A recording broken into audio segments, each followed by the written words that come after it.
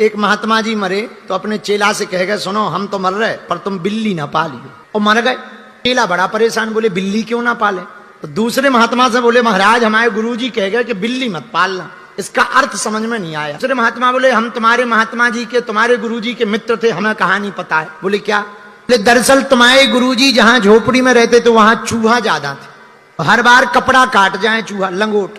तो गांव वालों ने कहा, महाराज चूहा ज्यादा है तो एक काम करो, बिल्ली पाल लो। तो महात्मा सीधे साधे बोले, बात सही है। तो उन्होंने बिल्ली पाल ली। लेकिन अब बिल्ली पाली, बिल्ली को दूध भी तो चाहिए। तो गांव वालों ने 2-4 महीना तो दूध दिया। गांव वाले बोले, महाराज ऐसे कब तक देंगे, एक काम करो गैया पाल लो, तो तुम्हें भी दूध हो जाए, चाय पानी को लिहा भी हो जाए। महात्मा बोले, ये भी बात सही है। एक गैया पाल ली।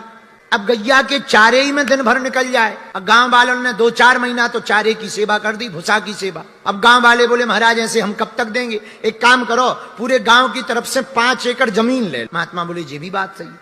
तो महात्मा जी ने 5 एकड़ जमीन गांव कन से ले ली। जमीन गांव कन से पहले 2-3 साल करवाई। गांव वाले बोले, महाराज ऐसी हम कब तक जमीन करेंगे, खुद करो।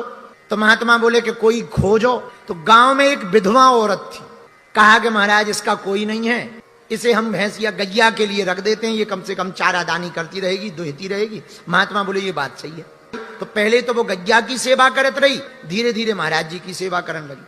तो गांव वाले बोले, महाराज ऐसे काम नहीं चलेगा, अब तो तुम्हें शादी करनी पड़ी, नहीं तो तरह तरह की बातें बन रही हैं। महात्मा बोले, जब इतनी हो ही गई तो शादी कर दो। तो शादी हो गई। शादी हो गई। एक दिन महात्मा ने विचार करो कि पूरा झंझट बिल्ली से शुरू भाव, ये जितने झंझट भय बिल्ली से शुरू भाव। इसलिए हाथ जोड़ करके महात्मा बोले, भैया सब कछु पालियो पर बिल्ली ना पालियो।